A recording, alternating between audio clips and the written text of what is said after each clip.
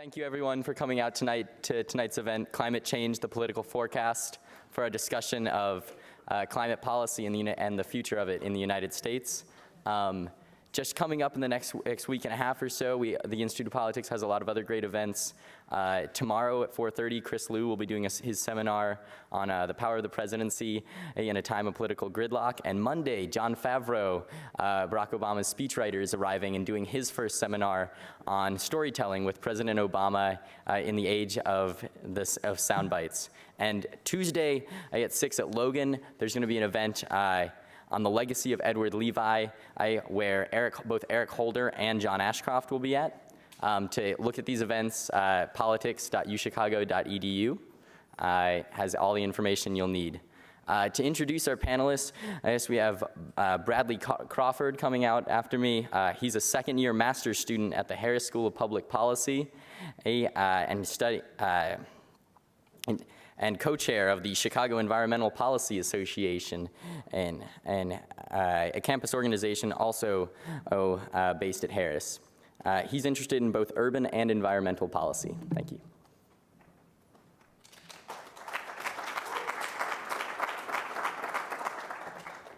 Thanks, William, and thanks so much for being here. We're very pleased to have such a distinguished panel with us here this evening. Our moderator, Michael Hawthorne, is the award-winning environment reporter for the Chicago Tribune. He's written extensively about the nation's lingering pollution problems, including chronic air pollution issues in Chicago and other cities. His series of investigative reports on the dangers and ineffectiveness of toxic fire-retardant chemicals was a finalist for the Pulitzer Prize this year. He's also previously worked as the environment reporter for the Columbus Dispatch and as a state government reporter for the Cincinnati Enquirer and the News-Gazette of Champaign, Illinois. He's a graduate of Bradley University, and he received a master's degree in public affairs reporting from the University of Illinois at Springfield. Our first panelist is Carol Browner, who's a senior counselor at Albright Stonebridge Group and a distinguished senior fellow at the Center for American Progress. She most recently served as assistant to President Obama and director of the White House Office of Energy and Climate Change Policy, where she oversaw the coordination of environmental, energy, climate, transport, and related policy across the federal government. From 1993 through 2001, Ms. Browner served as the administrator of the EPA under President Clinton, and previously she served as Secretary of Environmental Regulation in Florida. She earned her BA and a law degree from the University of Florida in Gainesville. Mark Templeton is director of the Abrams Environmental Law Clinic and assistant clinical professor of law at the University of Chicago. Immediately prior, he served as executive director of the Office of Independent Trustees for the Deepwater Horizon Oil Trust. Previously, Professor Templeton served in the cabinet of Missouri Governor Jay Nixon as director of the Department of Natural Resources, leading the state's efforts in energy, environmental protection, state parks, and water resources. From 2005 to 2009, he served as associate dean and COO at Yale Law School. And from 2001 to 2005, he developed environmental and sustainability strategies at McKinsey & Company. Professor Templeton earned a bachelor's degree from Harvard in 1994 and a JD from Yale in 1999. Our final panelist, Coral Davenport, is the energy and environmental correspondent for National Journal. Prior to joining National Journal in 2010, she covered the energy and environment beat for Politico, and before that for Congressional Quarterly. She's also been a fellow of the Metcalf Institute of Marine and Environmental Reporting. Please welcome our panelist and moderator.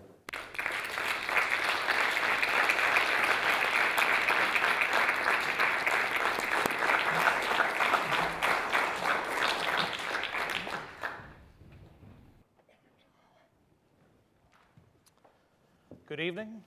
Great to be here. Thanks to U of C for having us. I guess I'll just jump right in. There's been a lot of lamenting in the past week about how Earth Day 2013 is dramatically different from the first Earth Day in 1970.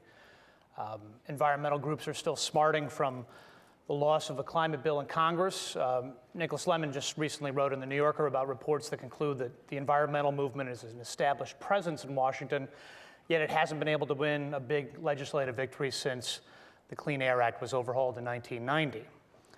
Carol Browner, you've been involved in these debates for a number of years. What went wrong? Well, first of all, there were two major pieces of environmental legislation that passed since 1990. the Safe Drinking Water Act and the Pesticide Act. And they were very important because both of them, which I was, when I was at EPA, helped spearhead the effort for, did something that had never been done before, which was require EPA to actually take into account the most vulnerable populations. Historically, EPA had looked at the databases surrounding usually middle-class white males, and they're not the most vulnerable. And so this required them to look at whether or not children were protected when the standards were being set, whether or not pregnant women, subsistence fishing communities were protected. So, but other than Point well that, taken. Point well taken. so I guess I should call the New Yorker and tell them there's an error in your story. You should write a letter. I'll write a letter to the editor. There Nicholas you Fleming go. responds. Right. Yeah. I think that, look, I love the environmental groups. I consider myself an environmentalist. I remember when I was appointed to be Secretary of the Environment in the state of Florida in 1991, the biggest question is, would I call myself an environmentalist? Would I actually use those words? We've obviously come a long way. But the issues we're dealing with are much more complex now.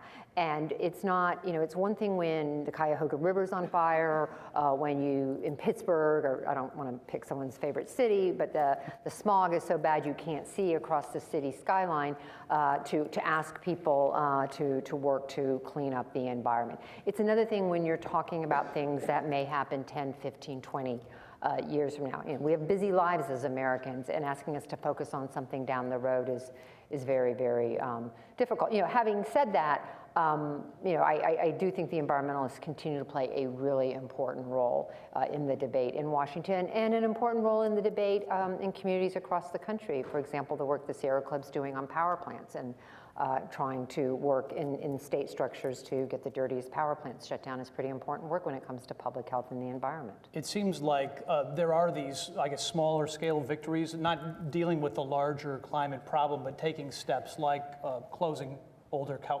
coal-fired power plants, regulations on newer power plants, things like that. Other steps, the shift away from coal toward first natural gas and also cleaner energy sources. But I guess, could you expand a little bit more on that? The sense still is that if people don't sense that this is a crisis, Al Gore loves to talk about the climate crisis, but if people don't sense it's a crisis, how can their elected leaders be expected to respond? Well, first of all, I think it's important to recognize that the Congress of today is very different than the Congress of 1990. And I don't think any Congress in the foreseeable future will pass a large piece of legislation. I think healthcare was sort of the last big 1,000-page thing. Now, look, it takes 1,000 pages sometimes to amend a body of law, but apparently that's not where people are anymore. And so that doesn't mean you can't do things. And I think what's impressive about the administration is their willingness to use existing authorities. Yes, they went to Congress, they asked Congress to look at an economy-wide program. Congress basically said no, and they said, okay, fine, we'll look at the Clean Air Act. We have existing authority in the Clean Air Act. We'll do the work that I led on cars and trucks, get significant fuel efficiency, significant reductions, and then we'll turn to power plants. And at some point, I have to tell my story on why EPA found out they had the authority to regulate greenhouse gases. I think we should come back to that. It's a great story. Coral Davenport, you had a great story in National Journal, I think that was this week, wasn't it, that highlights what I would consider the political hurdles of taking action. Coral pointed to Louisiana, which perhaps more than any other state is threatened by climate change, and yet it also is a state that relies heavily on fossil fuels.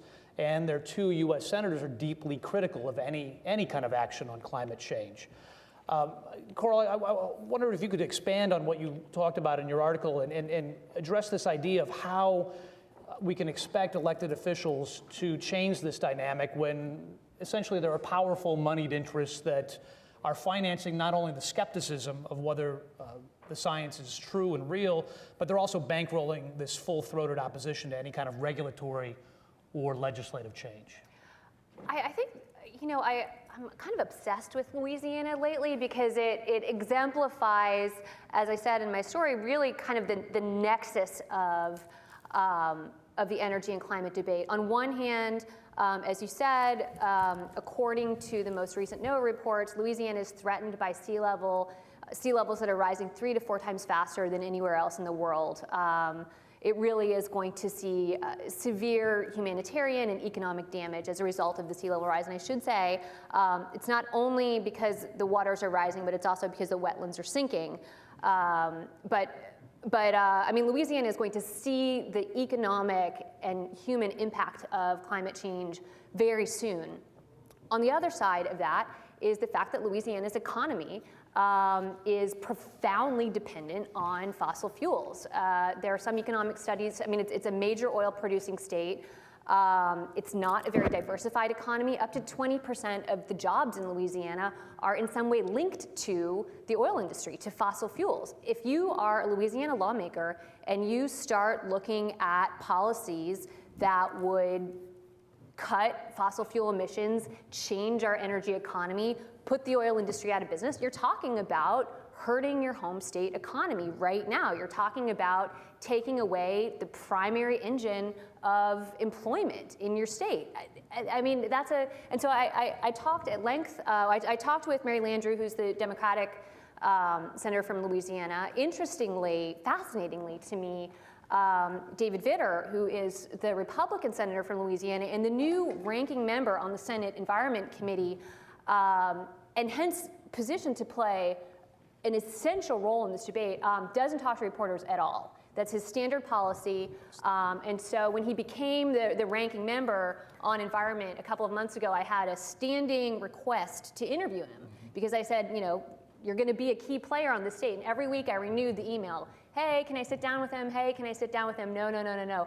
He will not talk about these issues. And I think that that speaks to the fact that I don't think lawmakers have an answer yet. If you look at the Louisiana dilemma and right at large for the economy, the policy solution to climate change is fundamentally transforming our energy economy, probably ultimately by either pricing or regulating fossil fuels. That's going to hurt core pieces of the U.S. economy. You know, the energy economy that has fueled us since the Industrial Revolution. It's going to probably potentially raise prices on a lot of Americans. I don't see how you change the U.S. energy economy without hurting the coal industry. You know, Mitt Romney campaigned against Barack Obama by saying he was waging war on coal. The EPA regulations that are coming out now are quite specifically going to be against coal-fired power plants. And yet Mitt Romney did not win, and, right. coal plants are closing. And coal plants will some be of them closed. are closing. But I mean, I think if you like, I think that there's a legitimate dilemma for lawmakers trying to figure out how to take this on right now. Mary Landrieu, the Democrat from Louisiana, doesn't deny climate change. You know, says fossil fuel emissions are a problem, rising sea levels are a problem for my state. I talked to her about the movie Beasts of the Southern Wild, and she said that movie is exactly accurate. That movie's about how rising sea levels are hurting my state. And I said, well, what do you want to do about it? She said, I don't agree with any of Obama's regulations. Well, what are you going to do? And I think that's I don't think that fossil fuel, that lawmakers from fossil fuel states have figured out how you take this on and then get reelected. I want to bring Mark in on this a little bit too, because Mark, you've been a state official in Missouri, a state that has some very interesting politics. The Mississippi River could be affected, obviously, by climate change. The locks and dams are a big part of the commerce in that part of the state. There are other issues in terms of the Ozarks and the natural beauty of Missouri. I noticed, I mean, I think in some of Coral's stories, she's talked about this effort by the Obama administration to try to organize state officials and local officials to talk about how they're impacted by climate change. Is that going to be, do you think, the answer, that not only organizing by the established environmental groups, but by local officials, by state officials, if they, I guess, have the political will or courage to do so? Well, I think, at least based on my experience in Missouri, you really have to find local interests in this. And frankly, from the political perspective in Missouri, I worked for a Democratic governor, but Missouri is largely a red state, or certainly more red-tinged, being a purple state. And I think really, I mean, from the political perspective, the environmentalists were already going to vote for the governor there, that you were not going to pick up a lot of support on whether he made statements regarding climate change or not. So I think the key thing was to really try to find smaller interests that were involved. So it's interesting that you mentioned the Ozarks, for example. which is in the southwestern part of the state. And there, people would not describe themselves as environmentalists, or it would be a very small number of people. But if you talked about being a conservationist, right, that resonated with people because for them, they remember growing up hunting and fishing in the clear streams. There's a huge tourist business associated with that, basically in the Branson area. Bass Pro fishing shops come out of there.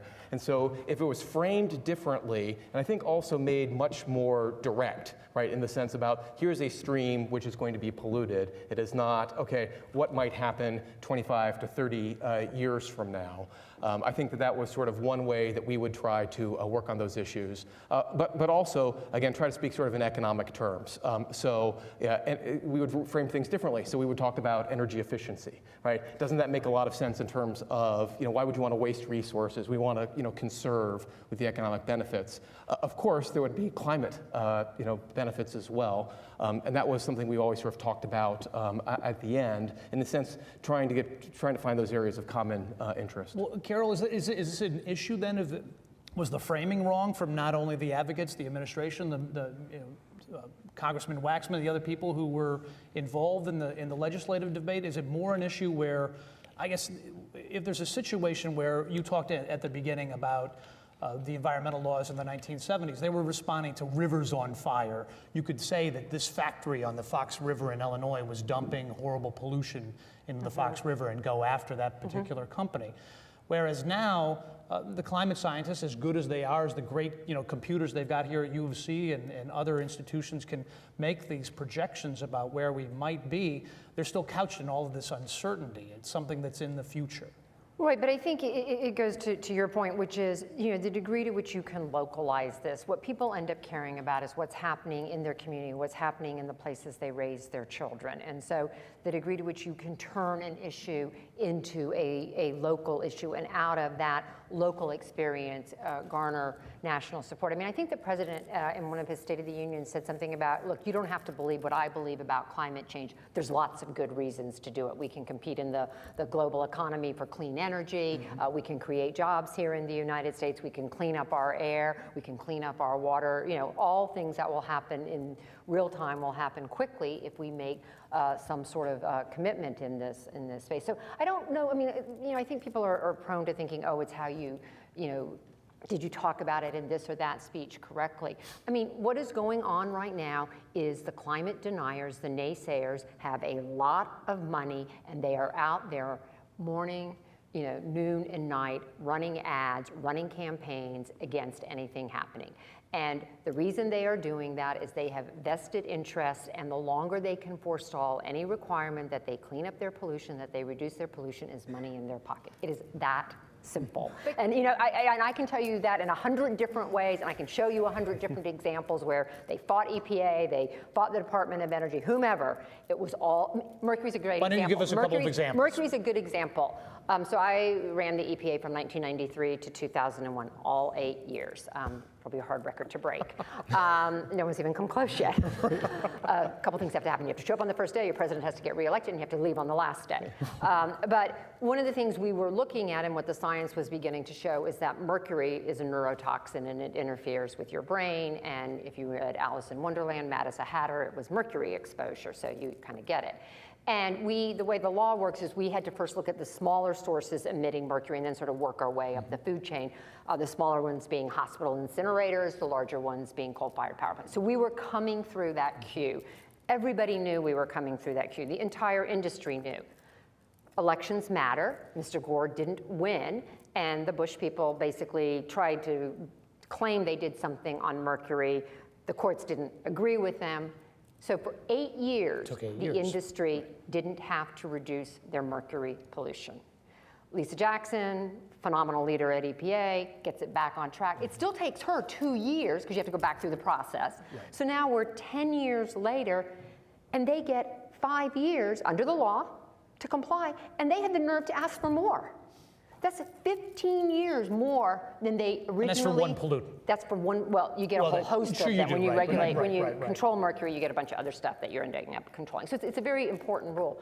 But that was a huge victory for the industry, because most of these power plants that they continued to operate in this period of time, they have fully realized their capital investments, right? They no longer owe the bank money on what it costs to build that power plant. And so every time they turn that power plant on, now they're old and they may not turn them on that often, it's like printing cash for these companies. And that's what this is all about. It is a game about money, and delay always works in the polluter's interest. But could I just add something here? I mean, we are in a world in which the electricity markets have been partially deregulated, but not fully deregulated. Sure. So in the public service commissions, or the Illinois Commerce Commission as it is here, really sets what the rates are. So it's actually in certain, and so yes, there are shareholders for these, well, they're allowed most states allow a reasonable rate of return on the investment. So they can't make an Apple rate of return, but a reasonable rate of return is a pretty penny. And could easily, you could even adjust for the cost of these pollution controls. Yes, they have done that in the past. They can pass it on to you all. So when they get a new requirement, they can go to the PUC and get the PUC to allow them to pass on the cost of installing those pollution control devices. So in some sense, it's a matter of political will, because the governors are appointing these people to the public service commissions, which could actually make some of this happen, I think. And so again, the question is, at least where it's regulated. So there would be one way to push on this, but nonetheless, the industry is well organized to try to basically put every dollar. Well, do you think is that the issue here? That if let's just stipulate that Congress is hopelessly deadlocked, nothing's going to happen, at least in the next 2 years. On anything. On anything, not just this. On anything. There's going to be a lot of song and dance and press conferences and whatnot. But is slapping regulations on, say, specific industries or dealing with it at the state level, do you think that's really what we're going to see in the interim? Congress is deadlocked. Certainly, any kind of climate legislation that is named that is absolutely dead for the next few years. And President Obama was very clear in his State of the Union speech. He said to Congress, he described how seriously he takes climate change and how his intent to act on it. It's my understanding, and Carol, you would know as well, I think that he sees this as a legacy issue. Yes. He sees this as an issue, as a cornerstone on which he wants to build his legacy and move his place in history, set his place in history. And I think they've figured out they can use the EPA and they can use the Clean Air Act to do these regulations. And I think it was their last choice. I think they really much would have preferred to do this through legislation, to do this with Congress. They're not going to. And there's 3 regulations that I expect that we'll see in this term.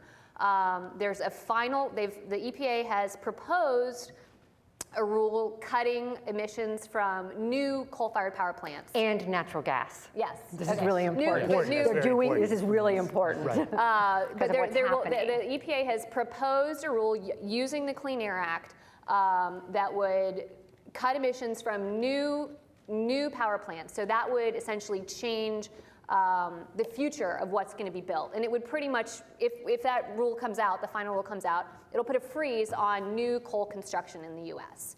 And then the second set, and that's a huge, huge deal. And then the even huger deal, the biggest lever that he's got in his pocket that I think we're going to see is a regulation that would force cuts of emissions from existing coal-fired power plants.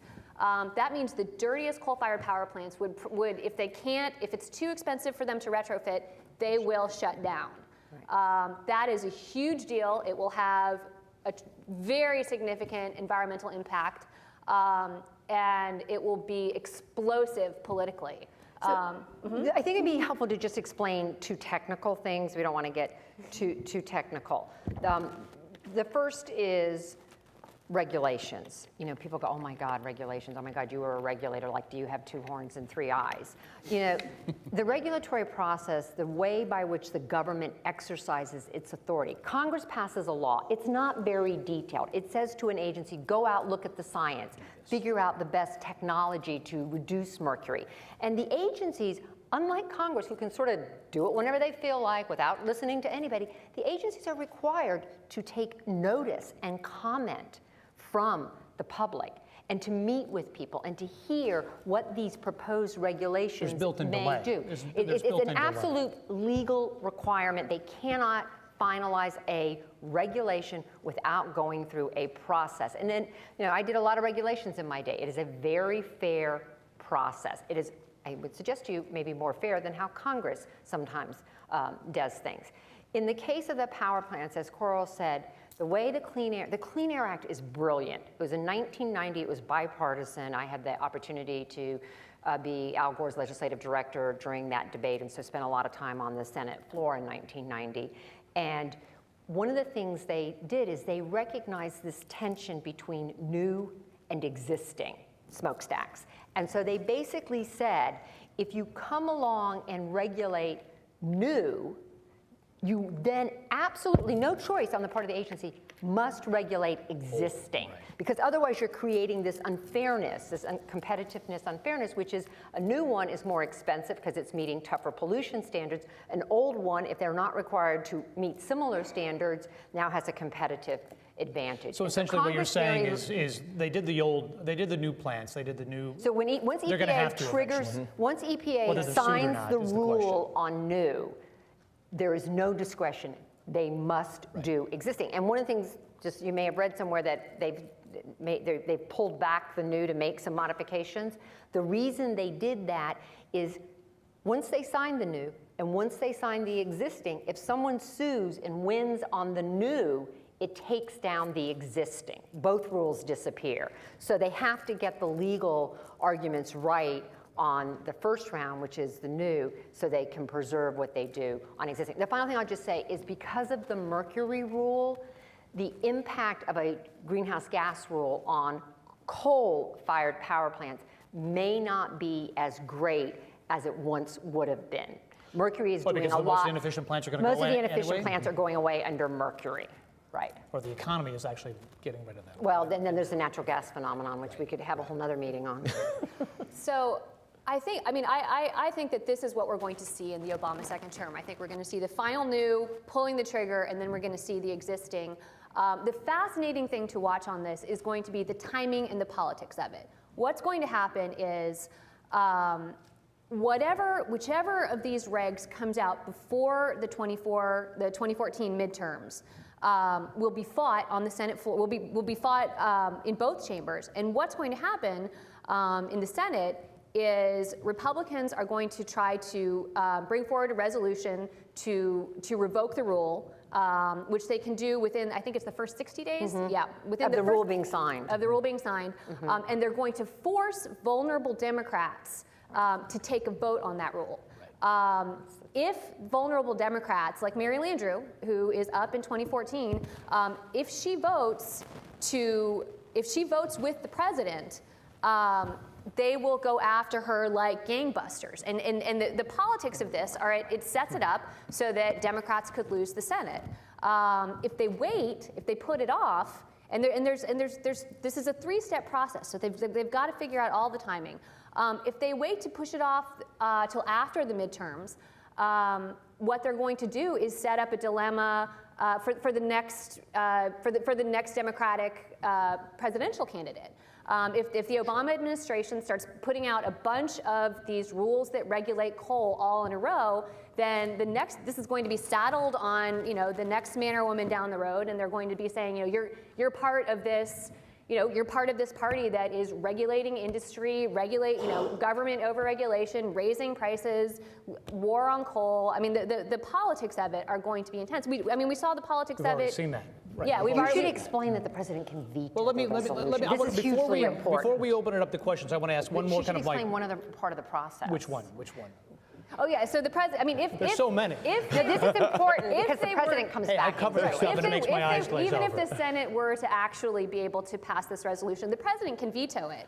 But the political purpose is to set up that vote, and from that vote you have your campaign ads, and you use it. You use it as political fodder, and that's what all these rules are going to be, and that's where we're going to see the politics of climate change are just going to keep getting bigger, I think. So to make this even more depressing, I look at the science, and even if we took action today, the science suggests that we could be very close to that tipping point with the amount of emissions that are going into the atmosphere right now, not just by us, but other countries like China, India, which are relying even more heavily on coal.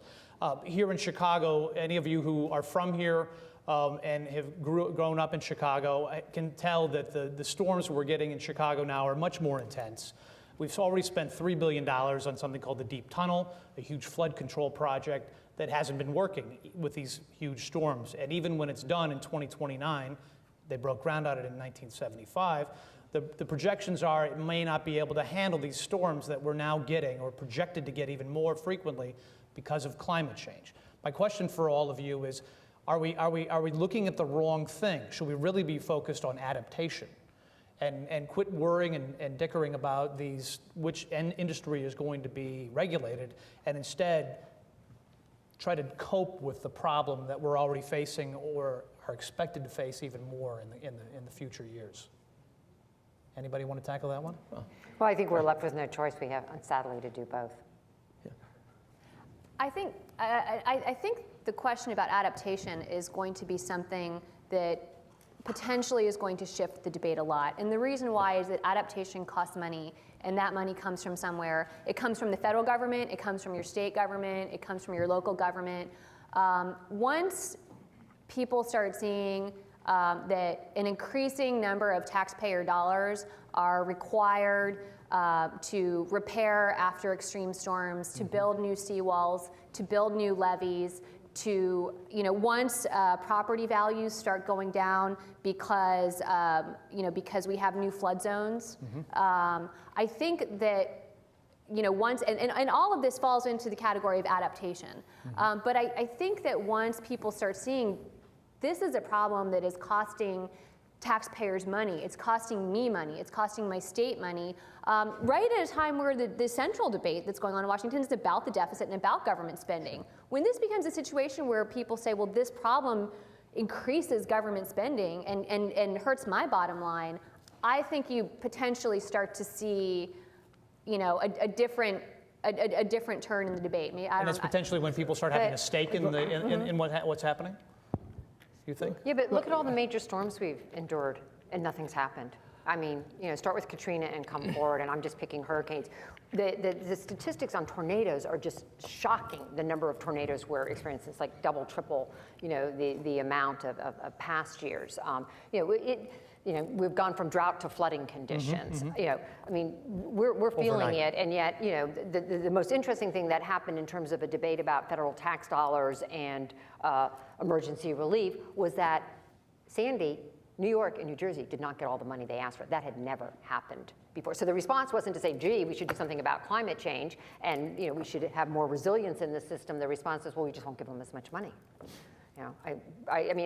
Those are rich communities, but it's a bad precedent. Yeah, I think the question is going to be, so of the areas which are affected, which are the coastal areas, how many votes are actually going to flip as a result of that, back to sort of the micro pieces of it. And if you're talking about the Northeast, I don't think you're really picking up votes there. California, you're not picking up a lot of votes. Florida. So, but Florida,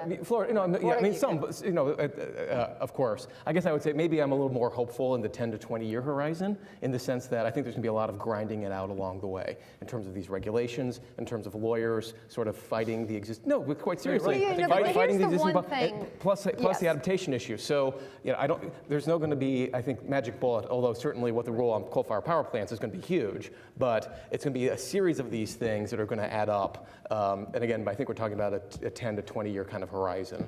If we wait 20 years, we're toast. Let's just be clear. Life as we know it will be very, very different than it is today. The extreme weather we will experience. I'm not a scientist, but if you look at what the scientists are telling us, it is, Louisiana, I guess, will be gone, or large portions of it could be gone. My home state of Florida, saltwater intrusion into our freshwater, which is our drinking water and our economy. We're a tourism-based state. We do not have a state income tax. We count on people to come and spend money and pay taxes.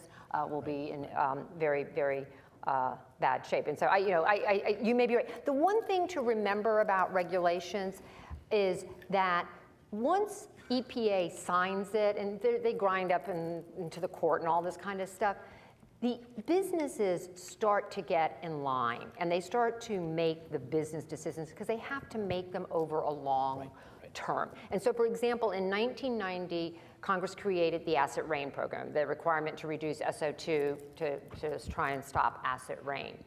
Once that law passed, the same thing was true, and that law was a ban on CFCs, chlorofluorocarbons, which were contributing to the hole in the upper ozone.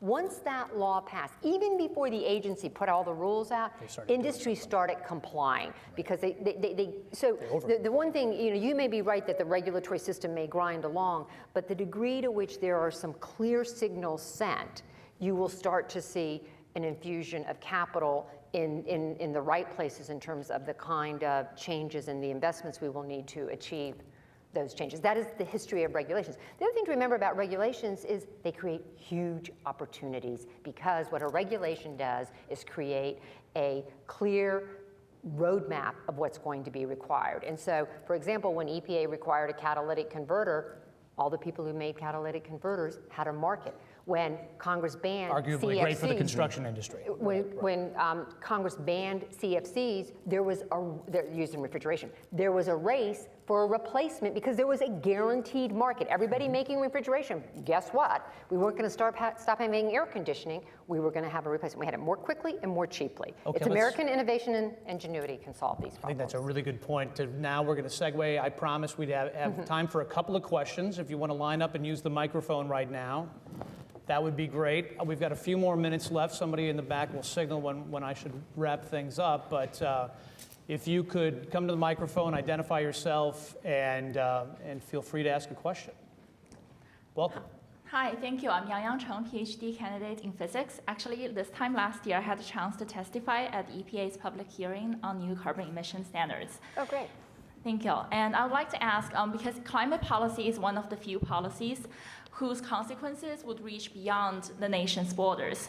And a lot of the arguments, for example, with regards to the Keystone Pipeline, are if we are not going to build it, the Russians or the Chinese are going to build it. How do we counter these kinds of arguments, and what kind of role on the international stage does the United States play in terms of environmental policy? Thank you. So here is where the new Secretary of State, John Kerry, is going to play a tremendous role. Kerry, I think that Kerry is going to make climate change his signature issue, kind of in the same way that Hillary Clinton made women and girls her signature issue. He cares about this tremendously. He sponsored the cap and trade, the climate change bill in the Senate. He's been working on this for 20 years. The role that Kerry is going to play is, in 2015, the UN is scheduled to sign, I guess, what I would call getting right what they got wrong in Kyoto. Sign a treaty, have a summit, and sign a binding international legal treaty where the leading economies will pledge to cut their carbon emissions. Kerry can't go to that. I mean, what happened in Kyoto, and Carol, you'll remember better than I, is that Al Gore went and pledged that the U.S. would be a leader in this, and then he signed the treaty, went back to the Senate, and the Senate refused to ratify the treaty. So the U.S. has never participated in Kyoto, and it kind of, that treaty kind of fell apart. I think Kerry will be very engaged in making sure that the U.S., that he can go to France in 2015 and say, this is what the U.S. has done. We're going to be able to ratify this treaty. None of this is meaningful. Nothing that the U.S. will do is meaningful unless it can strike a meaningful deal with India, with China, with the rest of the developing world. So I think that we'll see him working hard to make that happen. In order to make that happen, the U.S. will need strong EPA regulations. So it'll be a tough balance. And so I went with the president to Copenhagen, where he played a very, very important role. And I think the one thing I would just add to what Coral said, and I don't disagree with most of what she said, is that the commitment in Copenhagen was a 17% reduction of greenhouse gas emissions. The U.S., under the president's leadership, is on track to hit that target, on track for a couple of reasons. not the least of which are the aggressive requirements on cars going out to model year and trucks going out to model year 2025, the mercury rule. So even before you get to the EPA rules we've been talking about, I think the good news is that the United States can go to the next round of international meetings demonstrating, with proof that it's actually lived up to its promises. To get back to the questioner's question, though, if we approve Keystone, if the State Department signs off on it, does that put us in a hole? Or is it more symbolic? I hear both things. It puts us in a hole internationally. Wait, how emissions are counted? I'm not here to talk about Keystone per se in this answer. It's just important to understand how emissions are counted. I am not sure that the Keystone emissions are US emissions because they're actually generated in Canada. I don't know the answer to that. They may be Canadian. But is it more of a perception? It is- Since the oil is coming to us, the bitumen is there's coming What's to us. coming to us to be international- refined. True. It may not stay here. There's an international perception. France will be hosting that 2015 summit, and the French are already engaging. They really want it to be a success. They want it to be meaningful. They want it to be real. And I had a conversation with the French delegates the delegates at the French embassy who work on this issue a couple of weeks ago, and they said, we're watching this. If the U.S. approves Keystone, we're going to be really pissed off. The international climate community. We do it regularly. The international climate community is going to take that as a sign that, despite everything Kerry and Obama say, they're not serious. It's going to count against the U.S. in efforts to meet a final treaty. So here's the issue that's at the heart and center of a global agreement. It's the issue of equity, right?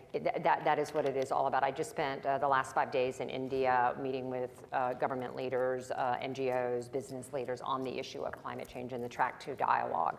There's the Track 1 dialogue that goes on between government, and then Track 2 goes on between the private sector.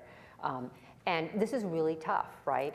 Which is, the ugly way that people sometimes say it is, you Americans, you got what you needed, you grew, you got your cars, you got your jobs, you got your middle class, and now you want to tell the rest of the world no. And this is not an insignificant issue, and it's not just, Coral's right, India and China heretofore have been the big voices in the international, but Africa is a very important voice. And so figuring out how we actually solve this equity issue is not insignificant. All right, how about next question? Hi, I'm Jonah. I'm a PhD student in geosci, and I actually have a question for Carol and a question for Coral, which is actually just following Isn't it up. convenient the way our names work? It is actually quite nice. Oops. Do you have an iPhone? It might be your phone. No, but so it actually is just catching up on things that you guys said earlier.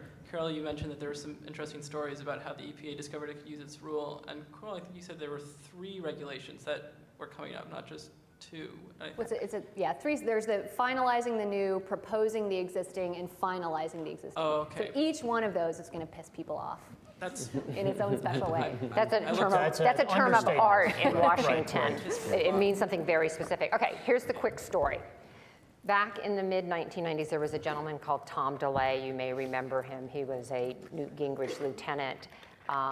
Recently didn't do so well on Dancing with the Stars. But Mr. DeLay was on the EPA Appropriations Committee, and I was testifying, trying to get the EPA budget approved in the Gingrich-controlled Congress, which you might remember they shut us down 3 times, so this was not easy. And DeLay said to me, "You're regulating greenhouse gases." And I said, "No, we're not." And he goes, "Yes, you are." I said, "Well, we are obviously, this is in the mid-90s. We're studying it. We're looking at it. We think it's an issue, but we're not regulating." And so we go back and forth a while. And finally, I say, "Look, I don't even know that we have the authority to regulate. The Clean Air Act doesn't say the words greenhouse gases." So he says to me, "Well, why don't you write a memo?" So I go back to the lawyers. I say, "What do you think?" They start looking at the Clean Air Act, and they decide, yes, we do have the right, if we choose, to regulate greenhouse gases, because the Clean Air Act talks to pollutants writ large, not just pollutants that it names. We update the memo when we leave office based on some more court rulings and interpretations of our statute. The Bush people come along, they rewrite the memo. Guess what? They get to another conclusion. They don't think the law actually gives them the authority to regulate. The state of Massachusetts sues EPA. Most people think they are going to lose the case. They sue saying our shoreline is endangered from climate change and EPA should be regulating greenhouse gases under the Clean Air Act. It's a great argument. It was a great day to be in the Supreme Court. they win. Not only do, most people think they're going to lose on standing, that the justices are just going to say, you don't have any right to be here, but what do you mean your coastline is going to be impacted? They win on standing, and the court finds that if EPA determines that greenhouse gases endanger public health and welfare, they must regulate them. So EPA gets to work doing the analysis. The Bush people kind of bury the analysis. We come along, the Obama people. We finish the analysis. Lisa Jackson signs it. She makes a finding. At which point, the subject embedded in Massachusetts was car pollution. We had to regulate cars. Right. Once we regulated cars, greenhouse gases, it's like a board game, isn't it? Once the greenhouse gases from cars got regulated, greenhouse gases became what are called in the Clean Air Act a regulated pollutant, at which point you have to regulate all the other sources. So in EPA, they're marching through this. Now, the mere fact that you have to regulate it doesn't dictate the level at which you regulate it, but they are not free. Necessarily, right? Excuse me? Or when necessarily? I mean, well, there's some timelines, but usually you have to get sued. Yeah, you right? have to. Yeah, but I mean, they couldn't ever do it, but they have to kind of move with some, demonstration of commitment. So that's what happened. So, it all goes back to Mr. DeLay, and our memo formed the basis of the Supreme Court. That was Justice Stevens' decision. It was a argument, footnote. It was memo? great to be, yes, our footnote, our memo's in the footnote. Right. No, this is a very famous memo in the world of greenhouse gases. But be careful what you ask, right? That's right. Okay, we have time for one more. Oh, we'll take, okay, there we go. Oh, there he is. Hi, so I'm a second-year political science major at the college. My name is Brendan Leonard.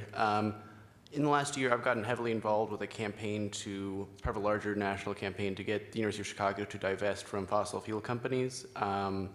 City of Seattle has voted to divest. There's chapters nationwide that are on different scales of progress. What I'm wondering is, given national and international gridlock on climate legislation, on having something happen to stop climate change from happening, is grassroots movements, or student movements, the best model for political action on climate change at this point? And is that the only way anything could conceivably be done to prevent the largest effects of climate change before they happen? That's kind of the underlying thing, isn't it? In a lot of the pieces on Earth Day was that's why Earth Day and the legislation of the 70s was so successful, is that there were student movements, there were citizen movements to do something. The first Earth Day in 1970 had more participants than any other public demonstration in the history of the United States, including Vietnam War, et cetera. And it was because of all these local uprisings, if you will, people going to their parks, to their communities and saying, we want to do something. I think, I came out of the grassroots movement. That's where I got my start working on Superfund and Toxic's Right to Know. I think it is a hugely powerful part of this, people demanding accountability, demanding action in their local communities. It's very important. I would offer that I think that what these demonstrations have done, what Bill McKibben has done with the divestment campaign, has been very powerful in elevating the issue in the public eye, getting it on TV, getting people talking about it. I think once we start to see once we start to see this treated as an economic issue, that this isn't something where stopping fossil fuel use will hurt the economy, but rather there are elements of the economy that are being hurt now. I think once you start to get major companies, major economic interests saying this is in our interest to do this, I think again that's it's going to save us money to do this rather than just. I think when it becomes an economic argument rather than a moral argument. I know that's sort of depressing to say. I think that's potentially what will carry weight with policymakers and with lawmakers. They're both very important. It will take both the enviros and the business community. Yes. Well, I agree with that. But I think what's important about the enviros actually being out there and showing that it matters to them and mobilizing people is it helps create pressure and space.